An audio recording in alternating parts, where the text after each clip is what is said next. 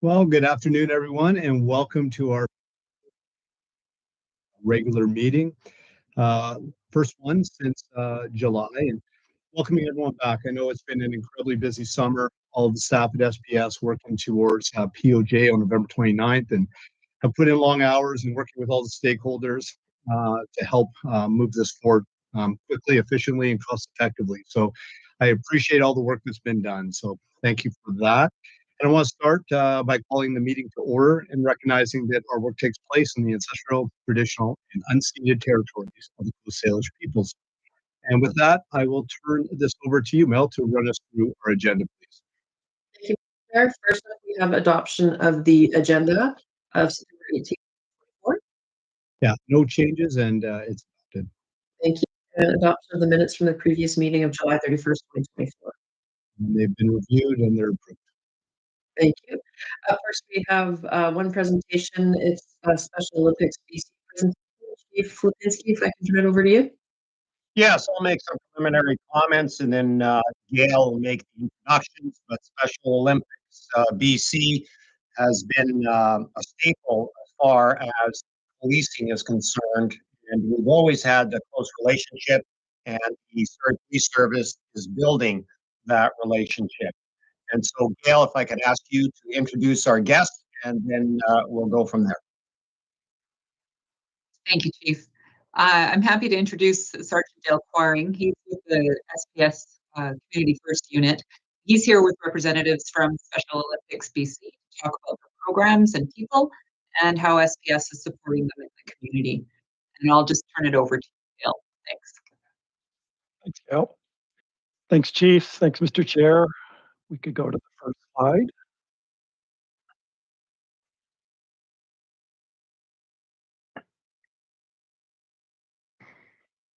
So Special Olympics Surrey Club Fit program. I can tell you it's the highlight of my week at the Community First Unit. We do this on Friday nights. The athletes, the families, and the people that we have met through this program have been fabulous. As we go through the presentation, I'm going to introduce two very special people that have a great impact on Special Olympics BC and people with intellectual disabilities. Community First Unit is really proud at SBS to work with these folks and to provide this program each Friday night. And actually, we're going to be doing it next week as we move on. So, next slide, please.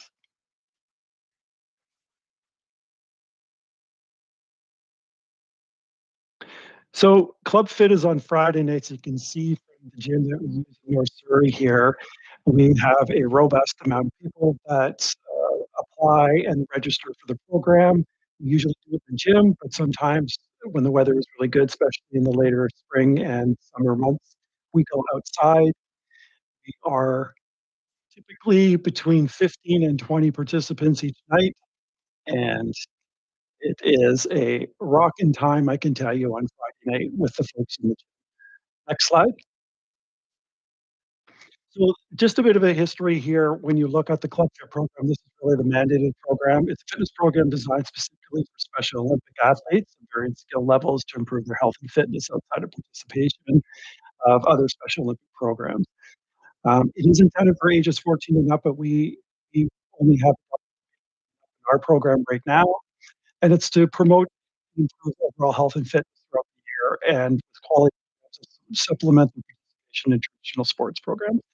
The Club Fit program provides opportunities to help new athletes and our volunteers to improve overall health and fitness in their life, from not only fitness programs that we run, but the nutrition part as well. The Club Fit program has been a part of Special Olympics for many years, and it's a great development model for the athletes who attend. Next slide, please. So the coaches on Friday night are myself and Constable Miriam Michelle from the Community First Unit.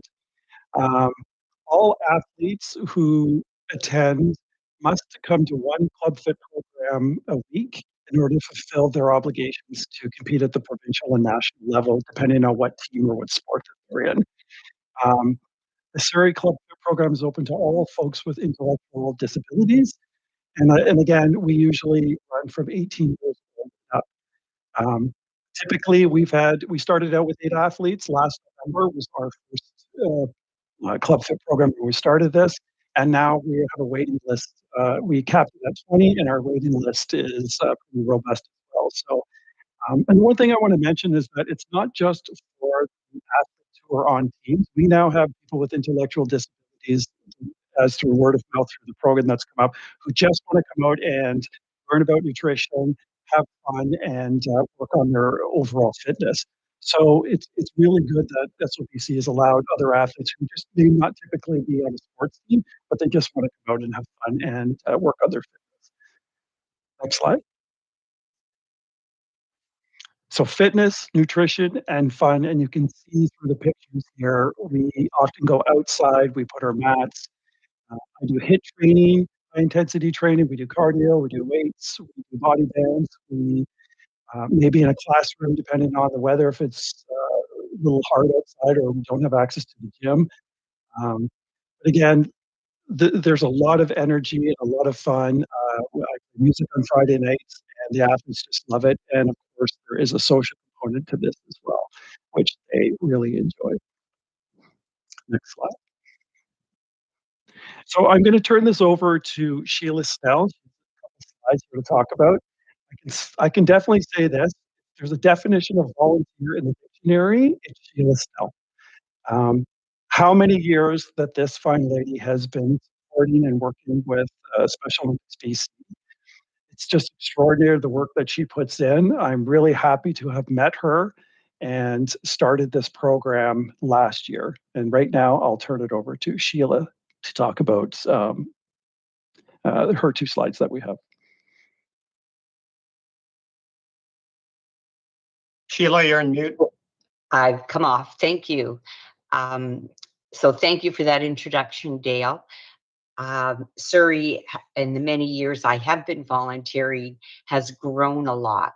And one of the expansion programs was the Club Fit program in 2016 and 17. And we had a real struggle to get qualified coaches to take this on.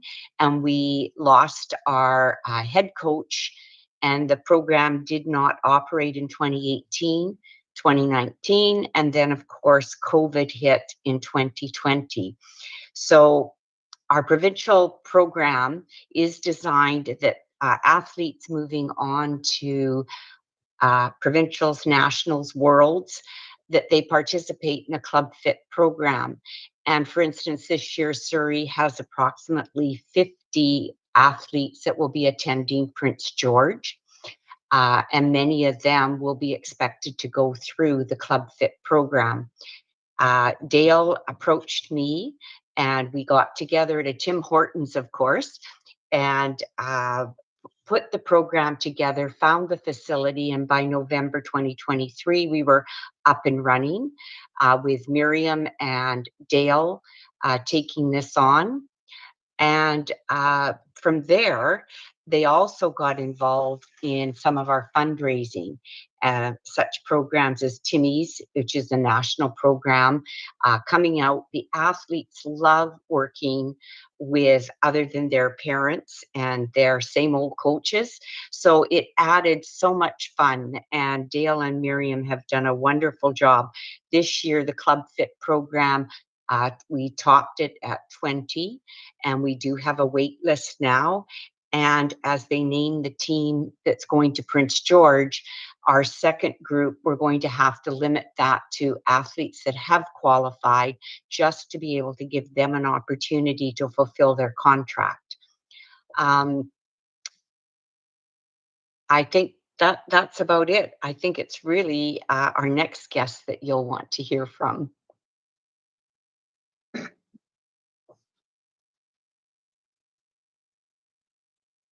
Dale, you're on mute. Can we go to the next slide, please?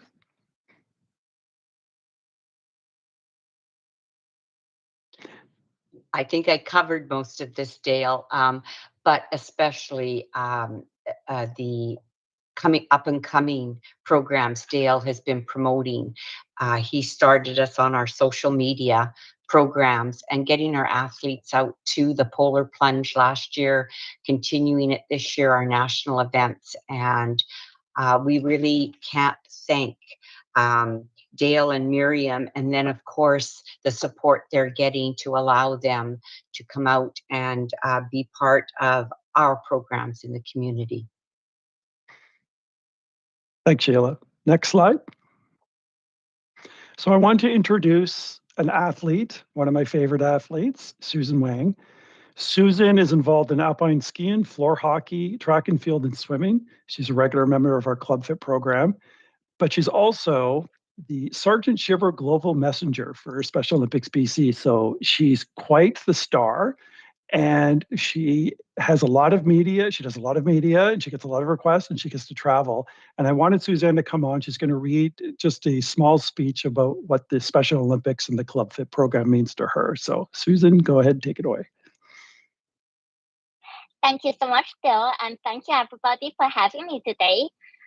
My name is Susan Wang, and I'm an athlete with Special Olympics BC.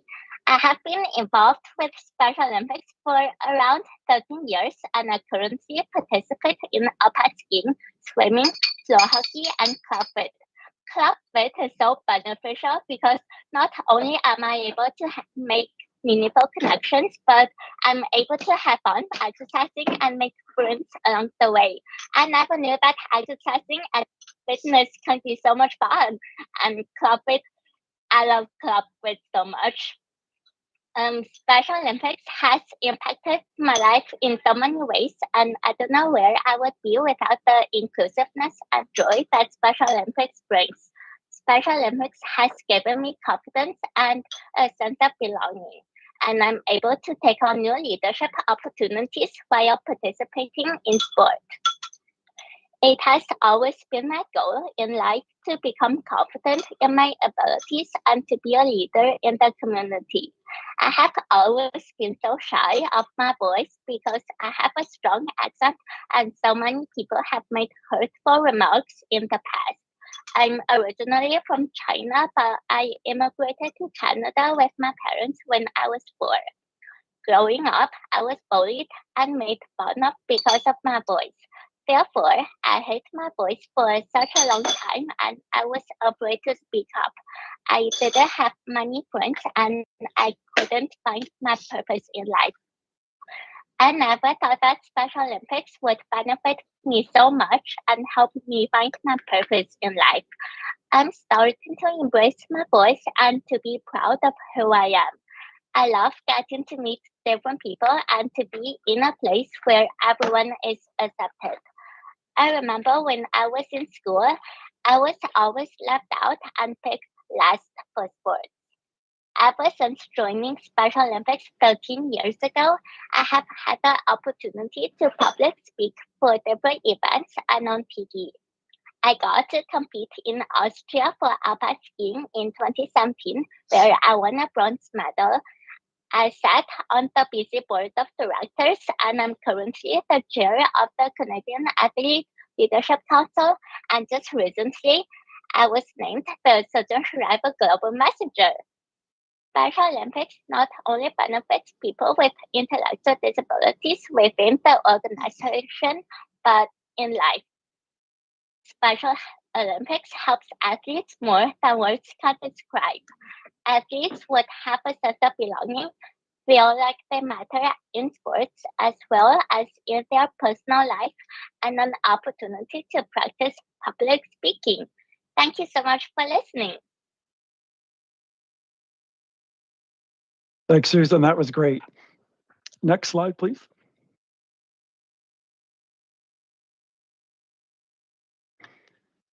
So just to finish off the last couple slides, the relationship that we have with these folks and their families expands beyond Friday night and our Club Fit program.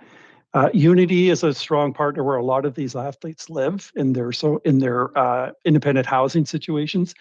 I become more of a liaison with them, being able to go and share and work with them in their home living environments. So you can just see the expansion of this program where it goes when you're connecting and you're having those relationships with these folks, certainly during fitness. Once they're at home and they have issues and maybe some trust issues, maybe with the police or just with services in general, they now know they have someone or people that they can reach out to, not only from the community first unit, but it helps with patrol or on the watches if they want to phone the police and have a friendly face show up. So it's really expanded that connection piece that we have with these folks past just the fitness level. Next slide, please.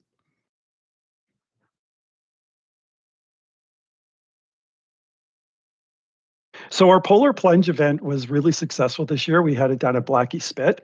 Again, this was on the weekend and we had a lot of families show up, and it was really one of the first times the family said that they felt a part of the polar plunge, and that they were invited to be on the beach and just really get involved in this. And that's because of the connection, I think, that SPS has really shown towards the family environment that we want to foster, not only working here but with the community. So it was such a great event. Between family, relatives, we had police officers, we had first responders that came out as well. So it just really made it for a really fun event, and we obviously want to do that yearly here in Surrey. Next slide, please. Tim Hortons Day is a big day. It's Choose to Include is the hashtag. We go to different Tim Hortons and we promote their donuts. All dollars go towards the Special Olympics to help them fund their programs. These folks travel all over Canada, and some going to the United States as well. So every dollar helps to support them in their travels and just for renting gyms and equipment and anything else that they might need. Next slide. The Law Enforcement Torch Network is also very important. I'm going to a conference next in November in San Antonio representing SPS.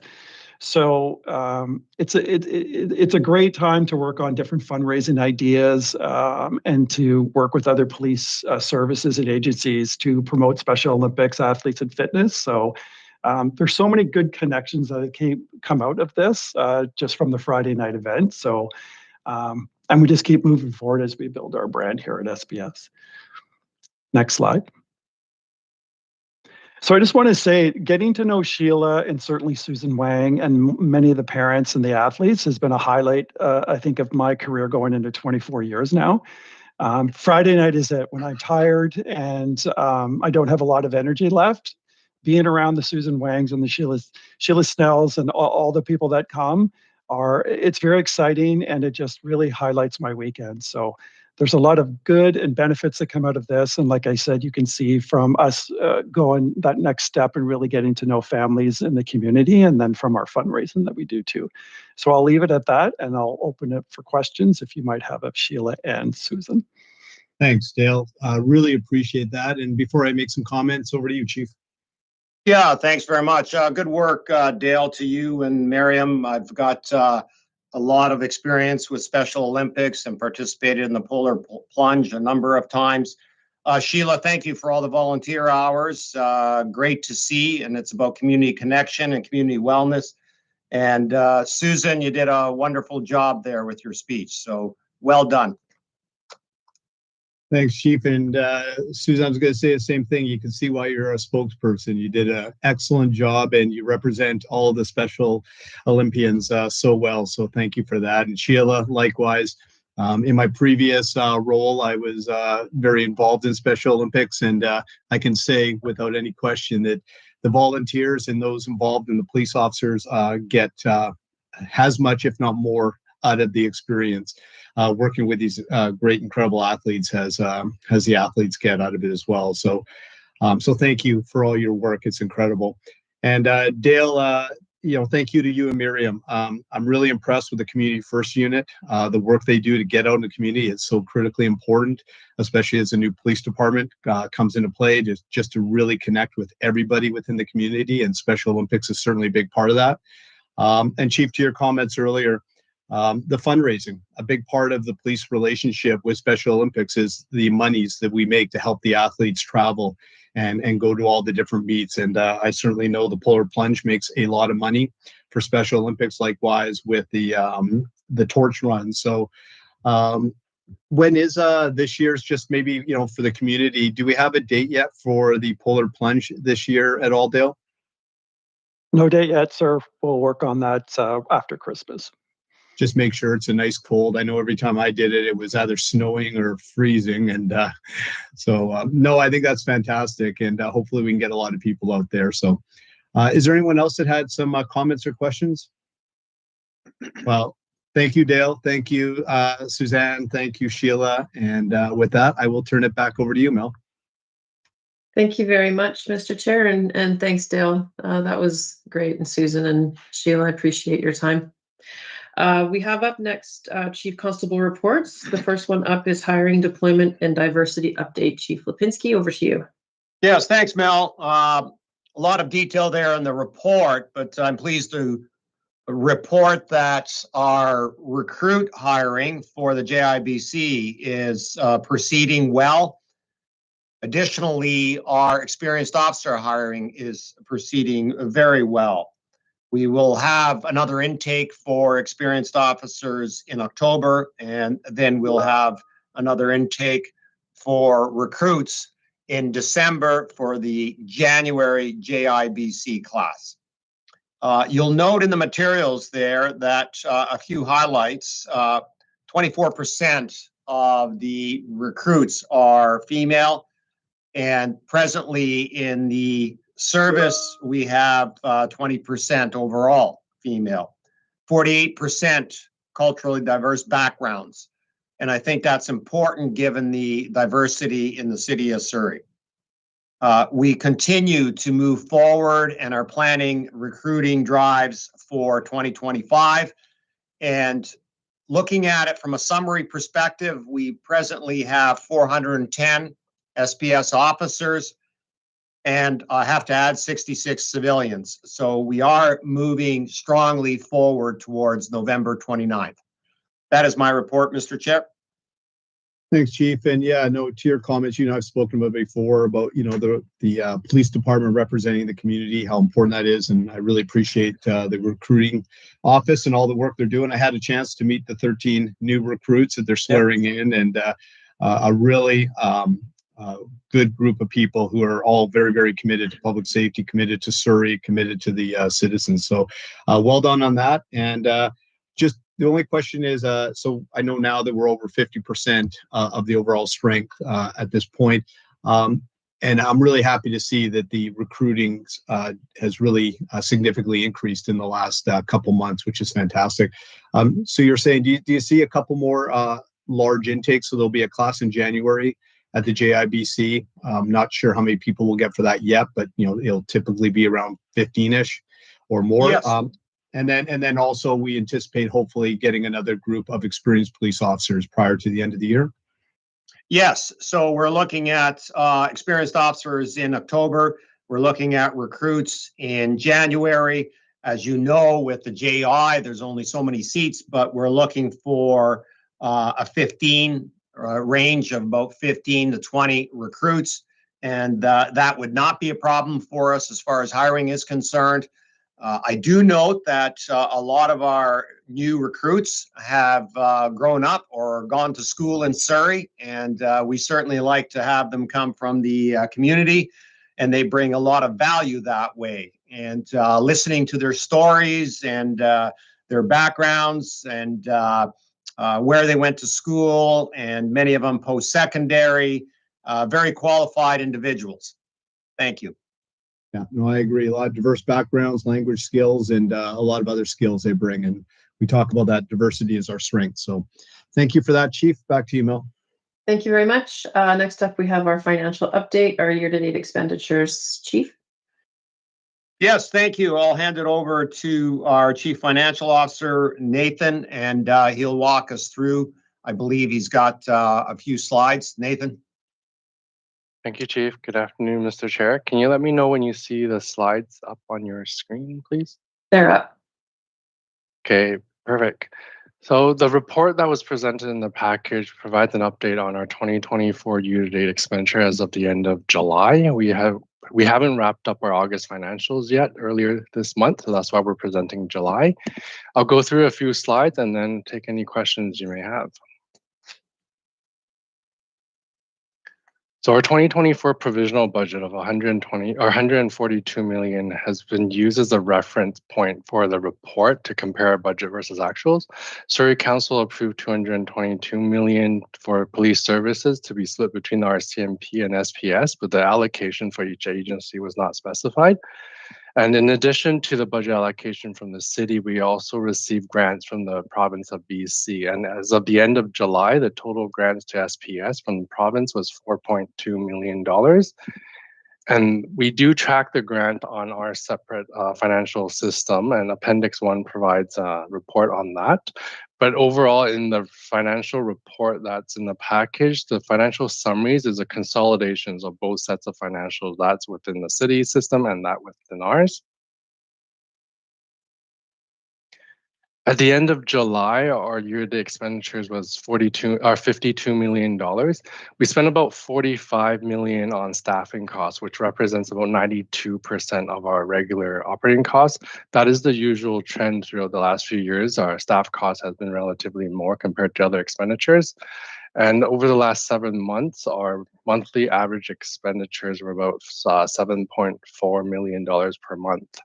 Leading into November 29th, as we become the police of jurisdiction, we do anticipate that rate to increase slightly as we onboard another cohort of experienced officers, as Chief mentioned earlier, and also as we ramp up some of our fleet and IT operations as well to prepare for POJ. And then on the Police Transition Project Fund, we spent $2.5 million so far. That's about 16% of what we projected for this year. We have been coming in slower at this spending because during earlier this year, we haven't ramped up our build. But once we got the POJ date, we have been ramping up on this side. So we do expect the expenditures to increase, the rate of expenditures to increase, just like the other expenditure categories. And I'll take any questions you may have. Thanks, Nathan. No, fairly self-explanatory. I know a lot of work's being done to address and just to finalize, the previous budgets, this year's budget, and budgets moving forward with all the stakeholders, of course, and working hard at that. But thank you, and the report is received. Back to you, Mel. Thank you very much, Mr. Chair. We have a third and final report from the Chief Constable, and that would be transition updates. Chief? Yes, thank you, Mel. The 3 levels of government are working towards November 29th. Additionally, of course, the RCMP and the Surrey Police Service are working on plans to make that a reality. There's a number of subcommittees that are working towards having all the details figured out. Also, the Surrey Police Service has to meet the POJ requirements that are the provincial standards for a police agency. I'm happy to report that we are almost complete and that there will be an audit or inspection of those standards. And so all to say that we are tracking very well to be POJ on November 29th. I can tell you, Mr. Chair, that internally as well, morale is very good. And as we look forward to that date, and that still obviously a lot more work has to be done. And we will be able to provide more details as we get closer to November 29th. That is my update. Thanks, Chief. Yeah, no, I do know the amount of work that you and your team and as well as all the other stakeholders have put in the summer. I know that there will be a lot more information right now. There's a lot of details being finalized, so it's critical that those details be really, finalized and reviewed. But I know that there will be, a chance to present this to the public, so there's a real clear understanding of prior to November 29th. So. Thank you for all that work and the team, and I will leave it at that now, but knowing that there's going to be a lot more in the way of updates in the very near future. So thank you, and back to you, Mel. Thank you, Mr. Chair. We have no information items. We only have one item of correspondence. We have no new business. So the next meeting currently is scheduled for October 29th, 2024.